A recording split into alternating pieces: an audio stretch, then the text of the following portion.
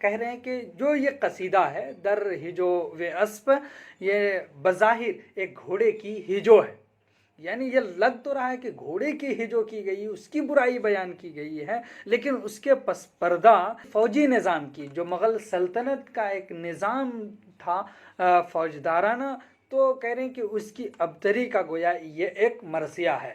سوال اس طرح سے بھی یہ پوچھا جاتا ہے اس میں کہ تضحیک روزگار کا دوسرا نام کیا ہے، در ہجو اسپ، یا پھر ایسا سوال پوچھا جاتا ہے کہ مرزا محمد رفیع سودا کا یہ قصیدہ تضحیک روزگار کس نظام کی ابتری کا مرثیہ ہے، یا پھر تضحیک روزگار کو فوجی نظام کا مرثیہ کیوں کہا گیا ہے۔ السلام علیکم ناظرین و سامعین، آپ کا ہمارے ATR اردو چینل میں خیر مقدم اور استقبال ہے۔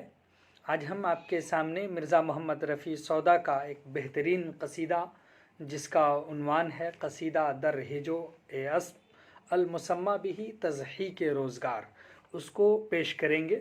اس قصیدے کے جو ہارڈ ورڈ ہیں اس کو بھی ہم آپ کے سامنے واضح کرتے چلیں گے، اور اس کا جو معنی اور مفہوم ہے اس کو بھی پیش کریں گے۔ جیسا کہ آپ اس سے پہلے مرزا محمد رفیع سودا کے بارے میں پڑھ آئے ہیں کہ وہ ایک اچھے قصیدہ نگار بھی ہیں، اور ہم یہ بات تو کہہ سکتے ہیں کہ مرزا محمد رفیع سودا نے ہجو کو قصیدہ میں شدت کے ساتھ نظم کیا ہے، اور یہ آپ یاد رکھیے کہ ہجو میں جو قصیدے کا استعمال کرتے ہیں، اگر اچھی طرح کیا جائے تو وہ کارآمد ثابت ہوتا ہے، اور اگر ہم مذاق اڑائیں تو اس کے ذریعے سے عیوب بھی دور کیے جا سکتے ہیں، جو بھی برائیاں ہیں اس کو ختم کیا جا سکتا ہے۔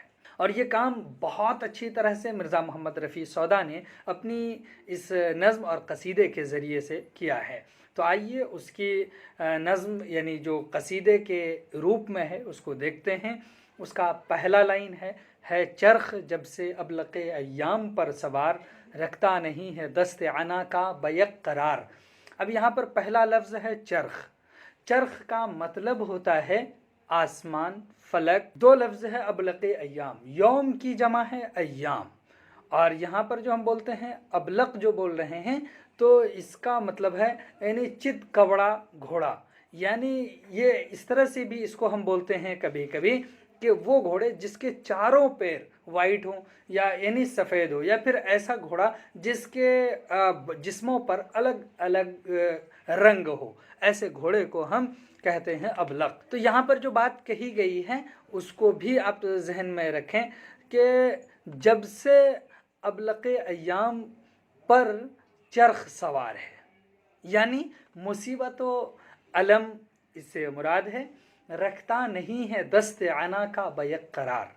اب یہاں پر جو بات کہی جا رہی ہے، دست کہتے ہیں ہاتھ کو، اس کے بعد ہے عنا کہتے ہیں لگام کو، قرار آپ سمجھ ہی رہے ہیں کہ جس سے سکون اور قابو کو ہم قرار کہتے ہیں، اور اس طرح سے یہاں پر مطلب ہے قابو، یعنی اس کا مطلب ہوا کہ لگام ہاتھ میں جو ہے کچھ بھی قرار سے نہیں رکھ پاتا ہے، اور وہ کرنا تو چاہتا ہے لیکن اس پر کوئی بھی اس کا دسترس اور قبضہ اور قابو نہیں ہے۔ اس طرح سے اگر ہم کہیں تو اس قصیدے میں گویا کہ جو مرزا محمد رفیع سودا کا قصیدہ ہے، یہ سودا کی خلاقانہ طبیعت، جو یعنی کہہ سکتے ہیں کریٹیویٹی جو ہے اس کے ذہن و دماغ میں جو رچی اور بسی ہوئی تھی، اس کی جو ہے بھرپور عکاسی کرتی ہے، اور اس کے شگفتگی مزاج کی نمائندگی بھی اس کے ذریعے سے کی جا رہی ہے۔ اس قصیدے میں یہ ساری چیزیں بھرپور ملتی ہیں۔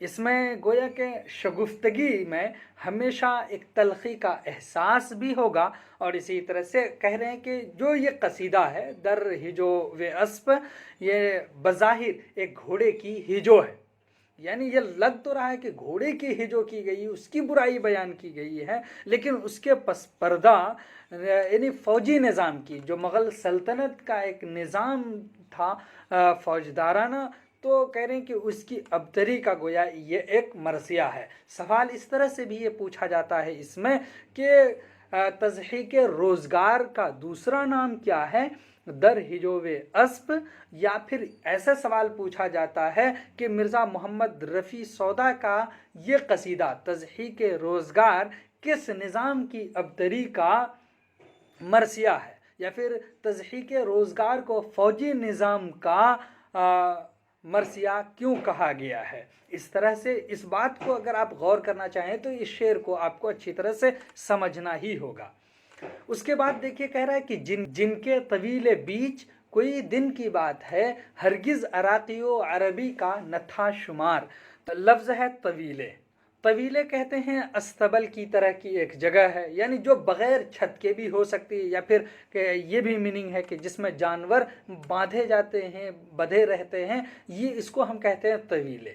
गोया कि आप यहाँ पर समझ लीजिए अस्तबल, बीच, दरमियान, कहने जिनके तवीले बीच, कोई दिन की बात है। कोई दिन की बात का मतलब है कि अभी हाल के चंद दिनों की बात है कि जिनके तवीले अस्तबल में अरबी इराक़ी की बेहतरीन और बेशुमार नस्लें व किस्में घोड़े की बधी रहती, ये मतलब है। अब देखता हूँ मैं कि ज़माने के हाथ से मोची से कफशे पा को गठाते हैं वो उधार।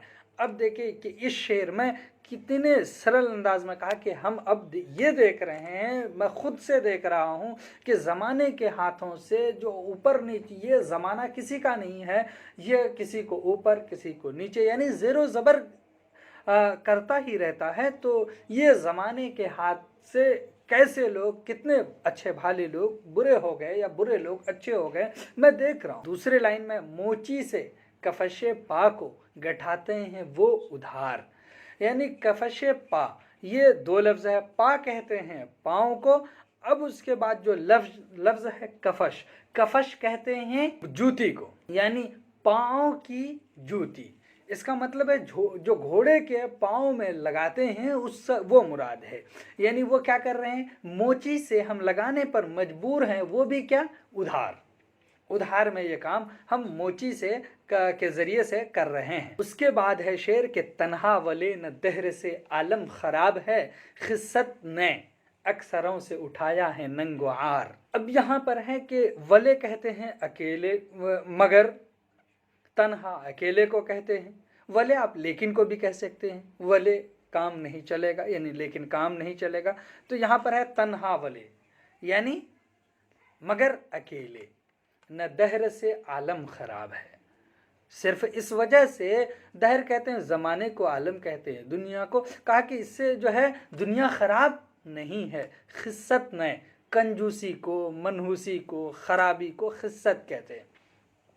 तो इसका मतलब हुआ कि जो खिस्सत वर्ड है, कह रहे हैं कि न कंजूसी और न कमीनेपन से अक्सरों ने उठाया है नंगो आर। क्या करें, ज़्यादातर ने शर्म आर, इज़्ज़त और हशमत को क्या कर दिया, हटा दिया, ख़त्म कर दिया, उठा दिया है। हैंगे चुनाचे, हैंगे चुनाचे यहाँ पर शेरी वज़न की वजह से लाने के लिए, बहर में मिलाने के लिए हैंगे कहा है। चुनाचे एक हमारे भी मेहरबा, यानी कहना ये चाह रहे कि मेरे भी हैं मेहरबा, पावे सज़ा जो उनका कोई, नाम ले नहार। नहार के दो मानी, एक तो मानी आपने इसे पहले पढ़ लिए हैं, जो 7 लफ्ज़ों की अल्लामा सैयद सुलेमान नदवी ने बाज़ पुराने लफ्ज़ों में नई तहक़ीक़ पेश की है, वो मानी जहन में रखिए। नहार कहते हैं दिन को, रोज़ को, यौम को, यानी अगर सैयद सुलेमान नदवी के मुताबिक जो अपमानी हमने जहन में रखने का वो ये कि सुबह से कुछ ना खाए हुए, ये है। तो यहाँ पर यौम के माने में, दिन के माने में मुराद है। यानी कहा कि हमारे जो मेहरबा हैं, अगर हम उसका नाम लें तो क्या होगी, फिर सज़ा हो जाएगी कि ऐसे ही खसलत और ऐसे ही यानी कह लीजिए कि जो सिफ़ात पेश किए गए हैं उसके मालिक हैं वो। अब आगे सुनिए उसके कुछ सिफ़ात। नौकर हैं 100 रुपये के दनाअत की राह से। नौकर जानते हैं दूसरा लफ्ज़ है दनाअत। दनाअत कहते हैं कमीनापन को, हक़ीर को। तो यहाँ पर यही कहा कि 100 रुपये में हक़ीराना नौकरी और चाकरी तो करते हैं। घोड़ा रखे हैं एक, सो इतना खराब खार। कह रहे हैं कि घोड़ा तो उसके पास एक है लेकिन वो भी बहुत ही घटिया है, खराबो खार है, ठीक नहीं है। न दाना वो न का न तीमार न ने सईस। बेहतरीन शेर है, न दान ओ न का न तीमार ने सईस। अब यहाँ पर कई लफ्ज़ है। दाना आप जो है गल्ला को समझ लीजिए, खाना पानी है, और काह कहते हैं घास को, कटी हुई घास जो होती है उसको हम बोलते हैं काह। इसी तरह से लफ्ज़ है तीमार, यानी तीमार कहते हैं जो मरीज़ों की क्या करते हैं, देख रेख करते हैं, उसको तीमारदार करते हैं।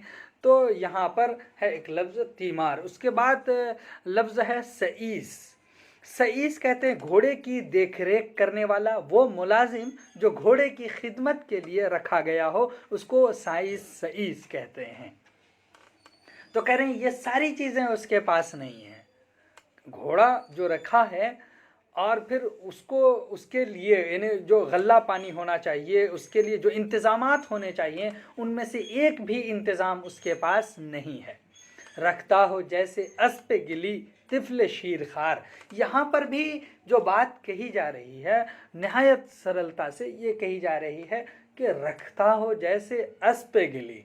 जैसे आप बोलते हैं एक लफ्ज़ आबो गिल, आप माने पानी, गिल मानी मिट्टी, तो यहाँ पे क्या कहा, अस्पे गिली। अस्प कहते हैं घोड़े को, यानी मिट्टी का घोड़ा, यानी उसके लिए कुछ भी नहीं रखा। लग रहा है ऐसा कि वो ऐसा घोड़ा रख रहा है जैसे कि मिट्टी का घोड़ा हो। तिफल शीरखार, तिफल कहते हैं बच्चे को, शीरखार कहते हैं इन्फेंसी यानी छोटे बच्चे को। दूध पीते बच्चे को हम शीरखार कहते हैं। तो यहाँ पर अब मतलब क्या हो गया, ऐसा लगता है कि दूध पीता बच्चे के लिए उन्होंने घोड़ा रखा हुआ है, और वो भी घोड़ा मिट्टी का। ना ताकती को उसकी कहाँ तक करूं बयां, फाकों का उसके अब मैं कहाँ तक करूं शुमार। जो ऊपर उनके कुछ सिफात बयान किए हैं, तो अब ये कह रहे हैं कि इन वजह से हम देखते हैं कि घोड़ा नहायत कमज़ोर हो गया है। अब निहायत कमज़ोर हो गया, उसमें कोई भी ताकत नहीं है। उसकी इस नाताकती को, उसके गैर कुव्वती को हम कहाँ तक बयान करेंगे, कितना बयान करेंगे और कैसे बयान करेंगे। कह रहे हैं कि फ़ाकों का उसके अब मैं कहाँ तक करूं शुमार, यानी उसके लिए जो ना ही हमने गल्ला रखा है, न खाना पानी रखा है, न उसके लिए घास फूस है, और न ही देख रेख करने वाला है। तो इस वजह से घोड़ा क्या है, फाकों में है, यानी भूख में जो है दिन गुजार रहा है। फाका हम कहते हैं खाना न मिलने को, उसको कहते हैं फाका। तो कहने कि उसके फाके की यानी खाना न मिलने के इस कैफियत को हम कहाँ तक गिने, कहाँ तक शुमार करें। घोड़े की कमज़ोरी कितना बयान करूं, कहाँ तक उसके भूखे रहने के बारे में आपको बताऊं, और क्या क्या गिनती कराऊं। गोया कि इसका मतलब है उनकी कमियों को हम कितना बता सकते हैं। गोया बहुत सारी कमी। मानिंद नक्श नाल ज़मी से बजुज़ फना, हरगिज़ न उठ सके वो अगर बैठे एक। अब इसमें देखिए मानिंद लफ्ज़ आया है, इसका मतलब होता है की तरह, जैसे, मिसल। नक्शे नाल, नाल कहते हैं जो घोड़े को लोहे का एक तस्मा पहनाया जाता है, उसके पाँव में लगाया जाता है, उसको बोलते हैं नाल। यानी घोड़े बैल वगैरह के खुर में लगाने का आहीनी हल्के को हम नाल कहते हैं। नक्श कहते हैं छाप को, पहचान को, जो उसकी छाप पड़ जाती है किसी चीज़ पर, वो उसको हम नक्श कहते हैं। तो करें ज़मी से बजुज़ फना। अब यहाँ पर इसका मतलब ये हो जा रहा है कि ज़मी से नाल के नक्श यानी छाप प्रिंट की तरह या के जैसे हैं। अब इसका जब बजुज़ फना को मिलाते हैं तो ये मतलब हो जाता है कि ज़मी से नाल के छाप को मिटने के अलावा और कोई रास्ता नहीं है। गोया कि उसके प्रिंट ऐसे हो जाते हैं, हरगिज़ न उठ सके वो अगर बैठे एक बार। तो गोया कि ये बता रहे हैं कि जिस तरह से नक्श ज़मीन पर नाल का बैठ जाता है और वो फिर क्या होता है, यानी ख़त्म ही हो जाता है, और वो फिर दोबारा से अगर उठाना चाहें, वो प्रिंट लेना चाहें तो नहीं ले सकते हैं। तो उसी तरह हरगिज़ ना उठ सके वो, यानी वो घोड़ा इतना कमज़ोर है ना खाने और पीने की वजह से कि अगर एक बार बैठ गया तो फिर उठ नहीं सकता है। ये कैफियत हो गई है। उसके बाद है, कह रहे हैं इस मर्तबे को भूख से पहुंचा है उसका हाल, करता है राकिब उसका जो बाजार में गुजार। कह रहा है कि ये कैफियत जो एक बार बैठने की वजह से फिर न उठने के काबिल रहा है, तो कह रहे हैं कि ऐसी हालत में वो पहुंचा कैसे, भूख की वजह से, फाके की वजह से पहुंचा है। अब क्या है कि राकिब यानी सवार अगर हम करते हैं, उस पर चढ़ कर कहीं जाते हैं और अगर बाजार से गुजर गए तो लोग हमसे क्या करते हैं, सवाल करते हैं, पूछते हैं। क्या पूछते हैं कि कसाब पूछता है मुझे कब करोगे याद। कसाब यानी कसाई, कसाई क्या पूछता है कि मुझे कब करोगे याद। क्यों याद करेगा कसाब को, इसलिए कह रहा है कि इसलिए याद करने की ज़रूरत पड़ जाती है उसको कि कसाब खरीदे, उसको खरीद करके फिर उस घोड़े के खाल उतार ले।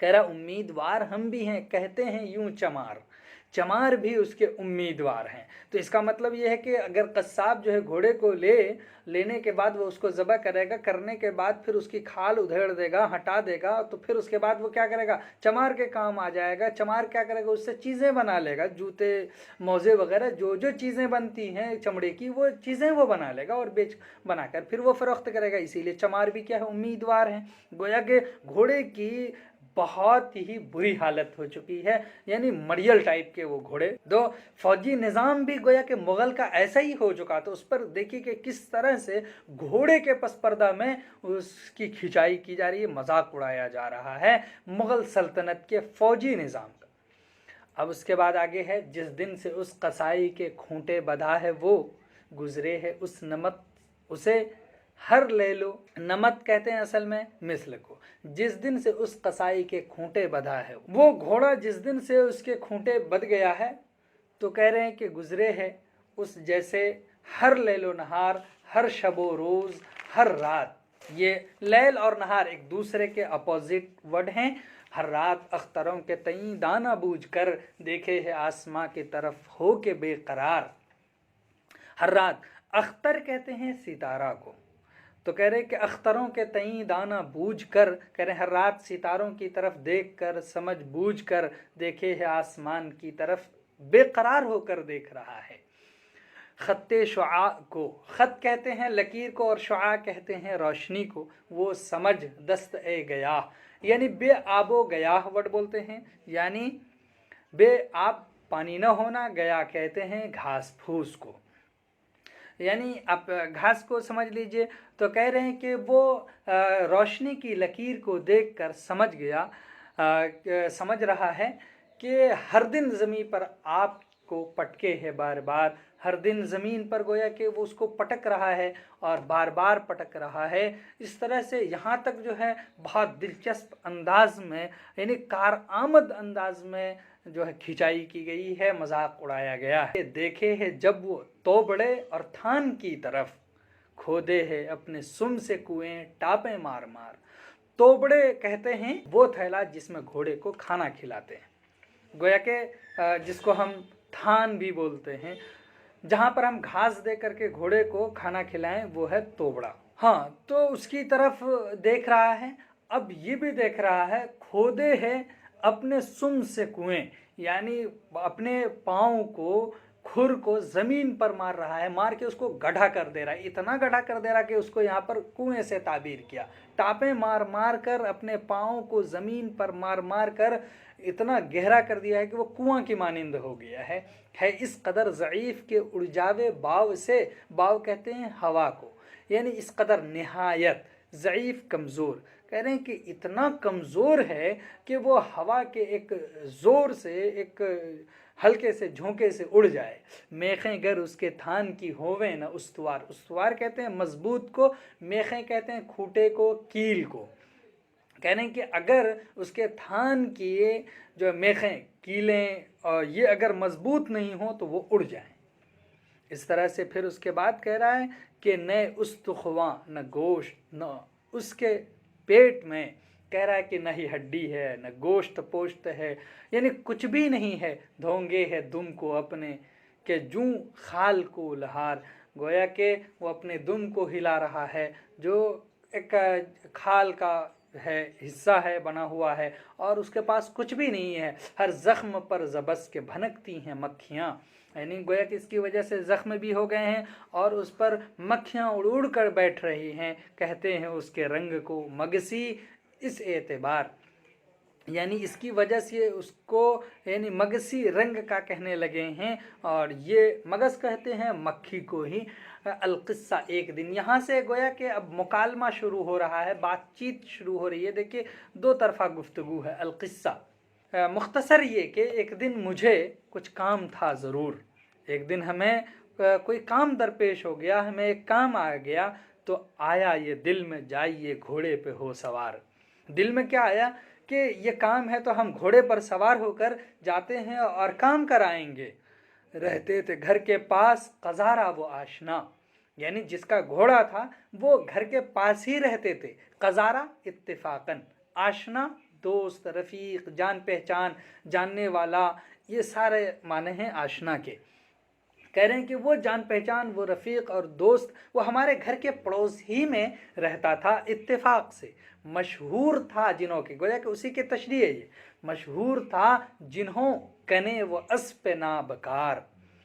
کنے ہے اس کا مطلب ہے کہ جن کا گھوڑا، وہ گھوڑا جو نابکار یعنی بیکار تھا، وہ بہت یعنی جن کا وہ گھوڑا جو بیکار اور برباد تھا، جو نہایت مشہور گھوڑا، وہ گھوڑا والا میرے ہی پڑوس میں رہتا تھا۔ خدمت میں ان کی میں نے کیا جا کے التماس، ہم کیا ہوئے ان کے پاس گئے اور جا کر ہم نے فریاد کی، گزارش کی، درخواست کی کہ گھوڑا مجھے سواری کو اپنا دو، مستعار، مستعار کہتے ہیں ادھار، ہمیں اپنا گھوڑا سواری کے لیے ادھار دو۔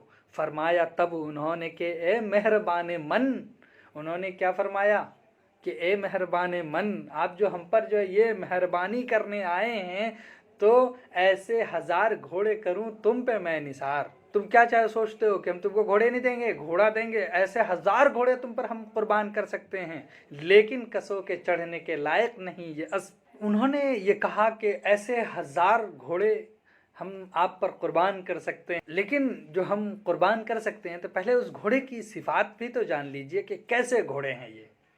لیکن کسوں کے چڑھنے کے لائق نہیں یہ اسب، کہہ رہے کہ یہ گھوڑا کسی کے بھی چڑھنے کے لائق نہیں ہے۔ اسب کہتے ہیں گھوڑے کو، کسو مطلب کسی کے۔ یہ واقعی اس کو نہ جانو گے انکسار، یہ حقیقت ہے، اس کو آپ انکساری پر محمول نہ کیجئے، یہ مت سمجھیے کہ ہم انکسار میں، عاجزی میں یہ بات کہہ رہے ہیں، ایسا نہیں ہے۔ اب آپ اس کی صفات سنیے کہ کیسے ہیں یہ گھوڑے، جس کو کہا کہ اس کو جو ہے آپ چڑھنے کے لائق نہیں ہے، تو کہہ رہا ہے کہ نمبر 1 بدرنگ جیسے لید ہے، بدبو ہے جوں شاب۔ بدرنگ جیسے لید ہے، بدبو ہے جوں پیشاب، تو کہہ رہے ہیں کہ یہ گھوڑے کیسے ہیں؟ بدرنگ، یعنی اس کا رنگ ٹھیک نہیں، برا رنگ والا ہے، ایسے ہی جیسے کہ لید ہے یعنی پاخانہ ہے، گوبر ہے، بدبو ہے جوں پیشاب۔ تو یہ کہہ رہے ہیں کہ اس گھوڑے کی بدبو اتنی خراب ہے، اتنا برا مہکتا ہے جیسے کہ پیشاب کی بدبو آتی۔ بد یمن یہ کہ استبل اوجڑ کرے 1000، کہہ رہے ہیں کہ منحوس نامبارک، یہ اتنا ہے کہ یہ ہزاروں استبل کو اجاڑ رہا ہے، ختم کر، اتنا منحوس اور نالائق اس کو بتایا۔ اس گھوڑے کی گویا کہ انہوں نے صفات بتائی۔ اس کے بعد ہے اگلی صفات ہے حشری، اس گھوڑے کو کہتے ہیں جو اور گھوڑے کے ساتھ نہ رہے، یعنی تنہا رہنے والا گھوڑا۔ حشری ہے اس قدر کہ بحشر اس کی پشت پر، کہہ رہے ہیں کہ اس کے پیٹھ پر جو ہے اگر ہاتھ مارو تو وہ کیا کرے؟ بدک جائے۔ دجال اپنے منہ کو سیاہ کر کے ہو سوار، یعنی جو دجال قرب قیامت آئے گا اور آنے کے بعد وہ بہت تیزی سے پوری دنیا میں پھیل جائے گا، اور اس کا خاتمہ حضرت عیسیٰ علیہ السلام کریں گے، یہ ایک نام ہے، گویا کہ یہاں پر تلمیح ہے۔ اپنے منہ کو سیاہ کر کے ہو سوار، اپنے منہ کو سیاہ کر کے جو ہے سوار، یعنی بہت محنت اور مشقت کے بعد بھی وہ بھی سیاہ یعنی سوار ہو سکتا ہے پیر اس قدر، یعنی اس قدر بوڑھا ہے جو بتلاوے اس کا سن، یعنی گویا کہ آپ دیکھیں گے تو اتنا بوڑھا ہے وہ کہ گویا کہ آپ اس سے اس کا سن معلوم کر سکتے ہیں، اندازہ آپ کو لگ جائے گا اس کی عمر کتنی ہے۔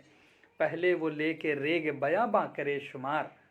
कह रहे हैं कि रेग कहते हैं बालू को, सहरा के जो मिट्टी होती है उसको कहते हैं रेग, और बयाबां कहते हैं सहरा। कह रहे हैं कि उस बालू को लेकर के उसको क्या करें, शुमार करें, तो भी जो है उसकी उम्र जो है गोया के पता चल जाएगा बहुत ज़्यादा है। उम्र की बाबत ये बात कही, लेकिन मुझे रोज़ तवारीख़ याद है। कहा कि लेकिन हमें उसकी तारीख़ याद है, ये तारीख़ की जमा है तवारीख़। शैतान उसी पे निकला था जन्नत से हो सवार, शैतान इसी घोड़े पर सवार होकर जन्नत से निकला था। इशारा किया है इस शेर में, कमरो है इस कदर के अगर उसके नाल का। कह रहे हैं कि कमरो है यानी थोड़ा चलने वाला, बहुत कम चलने वाला, और इतना कम चलने वाला है कि उसके नाल का यानी जो उसके पाँव में आहीनी हल्का है, पाँव में जो पहना गया है लोहे का, कह रहे कि वो लोहा मंगा के तैग बनावे कोई लोहार। इतना कम चलने वाला है कि उसको लोहा मंगा के उसके क्या करे, एक लोहार तैग बना दे। कह रहे हैं दिल को ये यकीन कि वो तैग रोज़े जंग, अगर उससे हम क्या करें, अगर हम तैग बना लेंगे तो दिल को इतना यकीन और एतमाद और भरोसा है कि रोज़े जंग यानी जिस दिन युद्ध हो, लड़ाई के दिन, रुस्तुम के हाथ से न चले वक्त कारज़ार, यानी उस मैदान जंग में, कारज़ार में, लड़ाई के मैदान में रुस्तुम जैसा सिपाही जंगजू, उसके हाथ से भी वो चल नहीं सकता है। मानिंदे अस्पे खान ए शतरंज अपने पाँव, यानी जो शतरंज एक खेल है उसमें एक घोड़ा होता है और अलग अलग चीज़ें, तो वही कह रहे हैं कि शतरंज के घर का घोड़े के मानिंद, शतरंज के घर के घोड़े की तरह अपने पाँव जुज़ दस्ते गैर के नहीं चलता है ज़ीनहार। ज़ीनहार हम कहते हैं हरगिज़, कह रहे हैं कि वो हरगिज़ दूसरे के साथ नहीं चलता है, इतना जो है ये घोड़ा है। यानी गोया के बेदस्तो पा है। एक दिन गया था मांगे ये घोड़ा बारात में, यानी मांगने की वजह से ये घोड़ा एक दिन बारात में भी गया। दूल्हा जो ब्याहने को चला उस पे हो सवार, यानी उस पर दूल्हा बैठ करके जो ब्याह करने, शादी करने गया था, तो पहुंचा गरज। कह रहे हैं कि वो उनके घर वाले के पास पहुंचा, उरूस के घर तक, वो नौजवान जहाँ पर शादी हो रही, शादी करने जा रहा था, उसके घर तक वो उस घोड़े पर सवार होकर अलबत्ता पहुंचा। शेखूखियत के दर्जे से कर इस तरफ गुजार। कह रहे हैं शेखूखियत कहते हैं अपने आप को, यानी एक तो बुराई को कहते हैं, एक घमंड को भी कहते हैं। घमंड के दर्जे से इस तरफ से वो गुजारा। घोड़े मरे की शक्ल, घोड़े मेरे की शक्ल ये है जो तुमने जो सुनी, घोड़े मेरे की शक्ल ये है तुमने जो सुनी, यानी जो हमने अभी खूबी और सिफात बताई हैं इस घोड़े की, ये है जो तुम सुन चुके हो। इस पर भी दिल में आवे तो अब हो जिए सवार। अगर तुम्हारा जी अभी भी उस पर सवार होने का मन कर रहा है तो हो जाओ सवार, कोई बात नहीं है। सुनकर तब उनसे मैंने ये किस्सा दिया जवाब। जब मैंने ये पूरा किस्सा उनसे सुना तो मैंने जवाब दिया, इतना भी झूठ बोलना क्या है ज़रूर यार, इतना भी झूठ बोलना क्या सही है मेरे दोस्त। गुफ्तन हमें बसस्त के अस्पे मन अबलक अस्त, समझूंगा दिल में अपने अगर हूँ मैं होशियार। तो देखिए यहाँ पर ये कहा कि यही कहना तुम्हारा काफ़ी है कि मेरा घोड़ा अबलक घोड़ा है, समझूंगा, मैं समझ जाऊंगा दिल में अगर मैं होशियार हूँगा। तो इसलिए कह रहा है कि तुम अगर ये बात कह देते कि अस्प मन यानी मेरा घोड़ा अबलक घोड़ा है, अबलक है, तो हम क्या करेंगे, होशियार हैं और हम समझ जाएंगे। तब फिर उसके बाद जो है सौदा कह रहे हैं, सौदा ने तब कसीदा कहा सुन ये माजरा। जो ये पूरा जो है किस्सा सुना, गुफ्तगू जो सुनी, तब सौदा ने कहा है नाम इस कसीदे का तज़हीक रोज़गार।